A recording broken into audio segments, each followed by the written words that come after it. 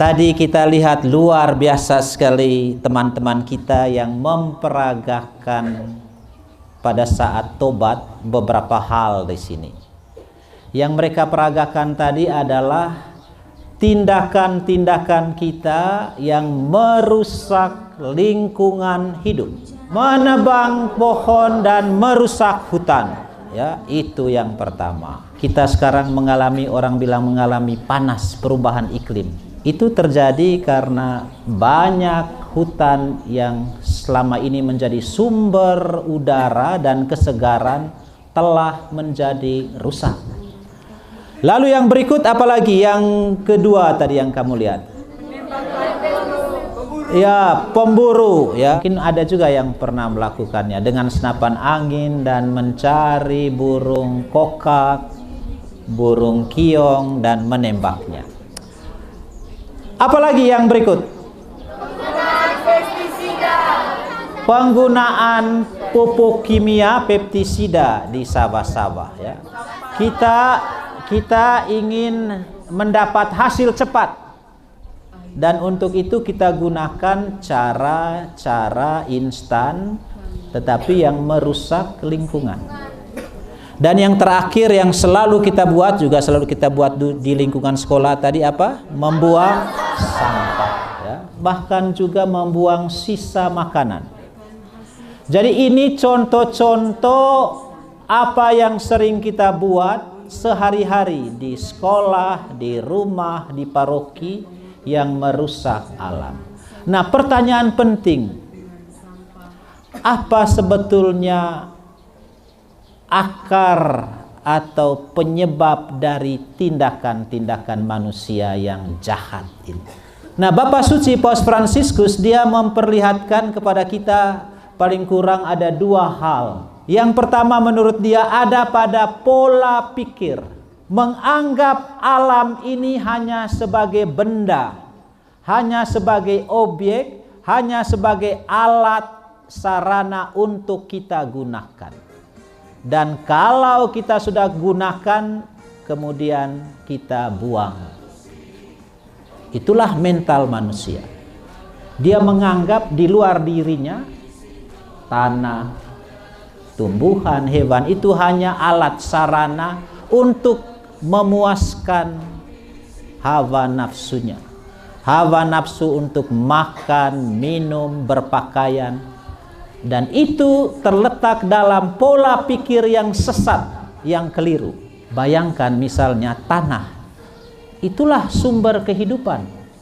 Dari tanah kita dapat air. Dari tanah kita dapat tumbuhan. Dari tanah kita dapat sayur, buah-buahan, padi. Semuanya sumber makanan yang menghidupkan. Tapi tanah yang sama itulah yang menjadi tempat sampah, tempat pembuangan kita. Nah, ini terjadi karena pola pikir yang sesat tadi, hanya menganggap alam ini sebagai alat. Nah, karena itu Bapak Suci mengajak kita yang pertama juga mengubah pola pikir.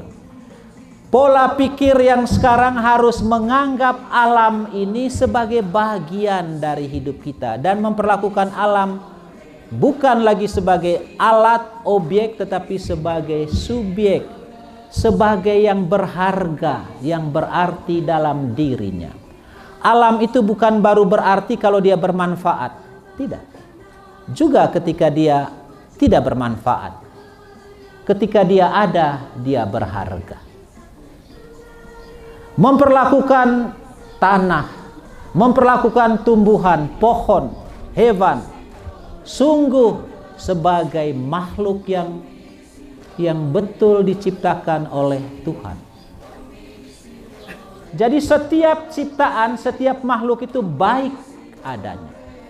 Dan tugas kitalah untuk menjaga supaya dia tetap baik, supaya dia tetap indah, supaya dia tetap bersih, supaya dia tetap berarti. Yang kedua menurut Bapak Suci adalah gaya hidup. Gaya hidup seperti apa?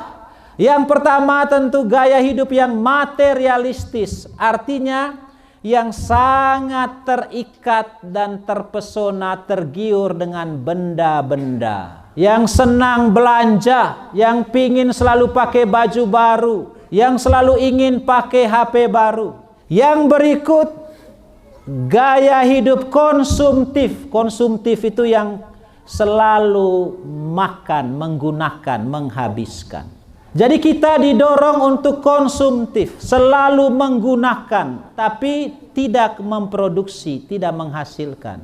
Itu juga sebabnya kenapa kita orang Manggarai tidak pernah jadi kaya. Karena kita cenderung konsumtif, cenderung makan, cenderung menghabiskan. Dan inilah yang ketiga, mental berikut yang menurut Bapak Suci yang merusak lingkungan adalah mental hedonis. Hedonis, mental yang senang hura-hura saja, yang pesta terus. Memang pesta itu penting, selebrasi itu penting. Perayaan Ekaristi itu juga disebut pesta, tetapi pesta yang wajar. Dan kita semua tahu mental seperti ini, siapa yang jadi korban? Alam.